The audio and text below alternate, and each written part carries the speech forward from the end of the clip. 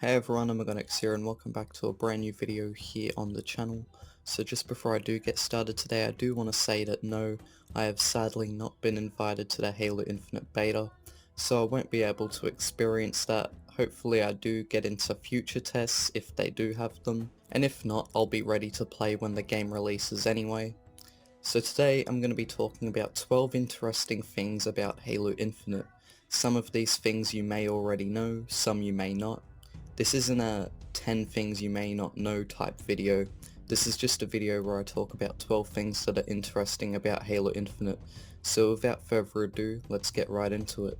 So the first thing that's interesting about Halo Infinite is the multiplayer will be completely free to play on both Xbox platforms and PC.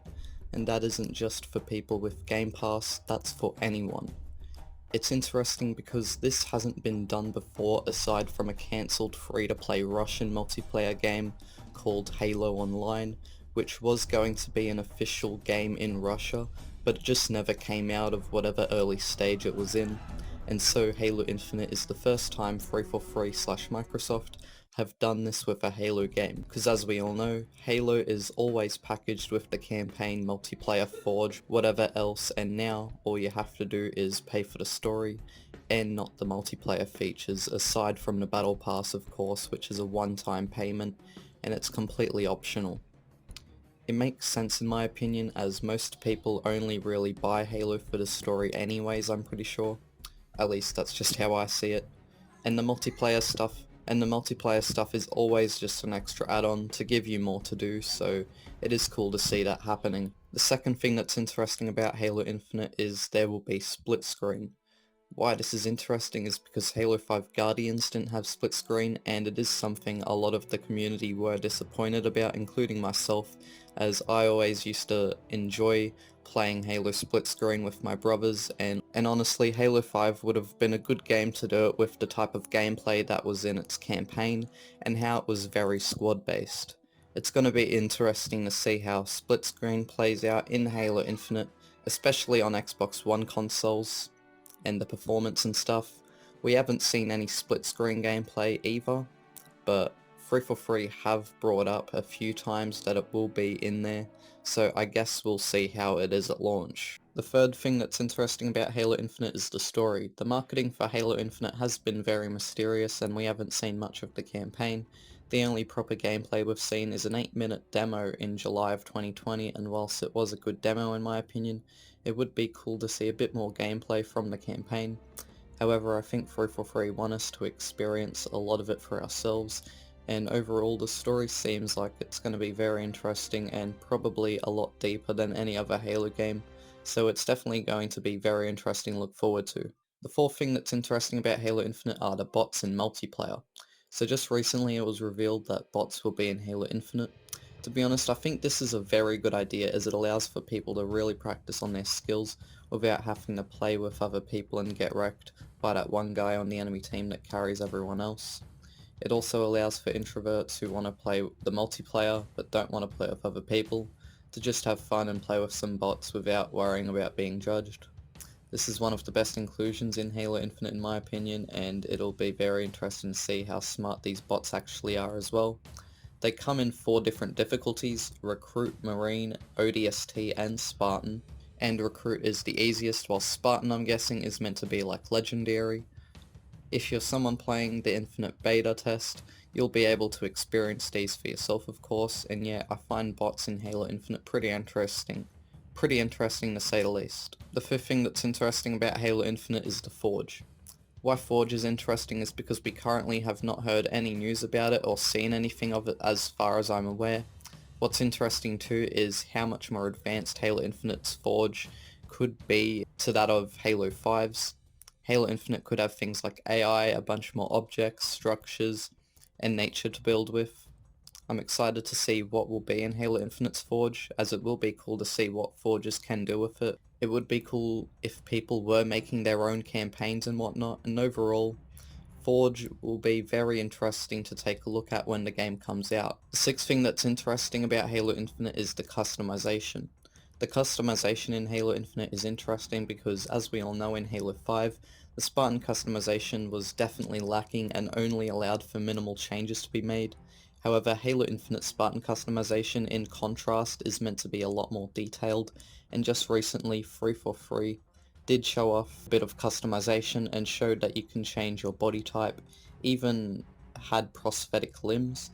And also what I find very interesting is you can choose your AI. Yep, that's right, you can actually even customize your AI's color in Halo Infinite 2, which goes to show that 343 are not messing around and are taking the feedback that was given to Halo 5 and are turning that around to show that they listen to the fans. The seventh thing that's interesting about Halo Infinite is the Battle Pass. So we all pretty much know what Battle Passes are at this point.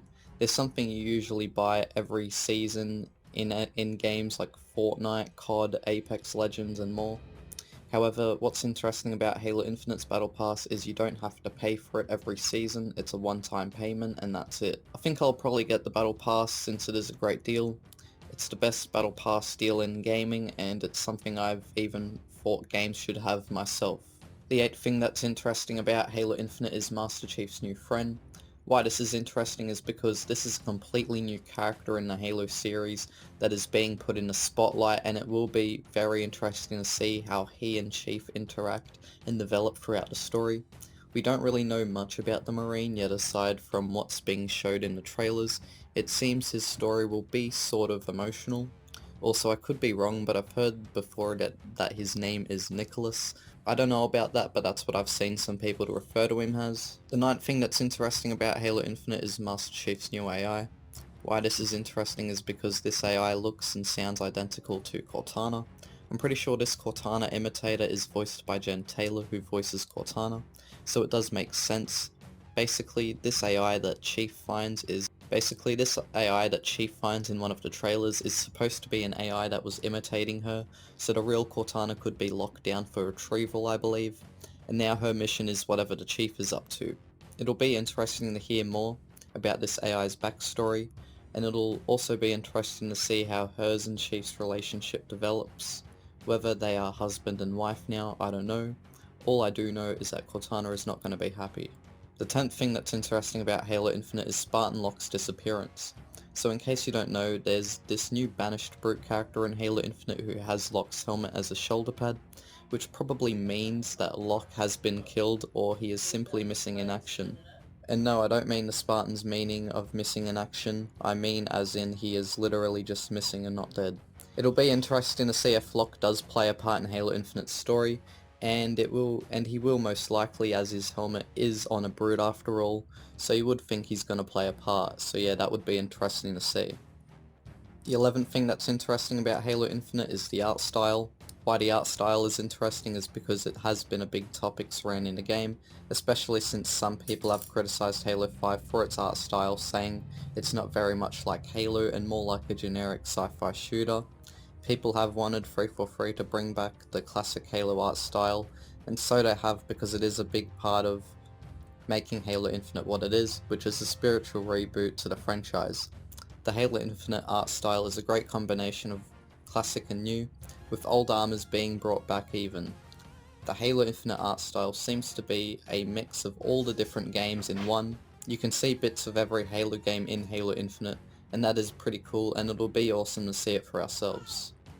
The 12th and final interesting thing about Halo Infinite I'll be talking about in this video are the armor designs.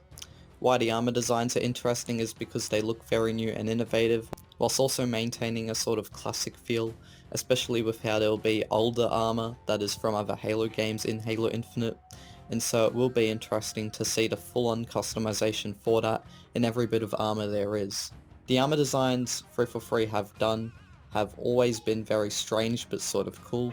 However, Halo Infinite, from what I've seen so far, has the best looking armor from any Halo game, and it will be cool to check it out once the game releases.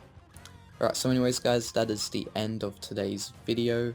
I'm actually recording this a lot earlier than I usually do, because it's about 9 PM right now as I'm recording this, and I don't know when this video is going to go out, but usually I record these like really early in the morning because everyone's asleep and it's real quiet. It's really loud right now actually, and yeah, sorry if you guys can hear background noise. I'm going to try mute that out as much as I can, so hopefully you guys can hear minimal background noise and whatever, so it's not too annoying.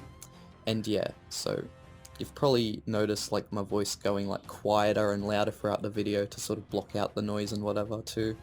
But yeah, so anyways, if you did enjoy, be sure to like, comment and subscribe for more. Also comment down below if you're someone who got invited to the Halo Infinite beta, and if you are checking out this video and you've already played the beta, be sure to tell me how your experience was, how it was like. I would like to hear. And yeah, so anyways guys, again, see you all soon, bye bye.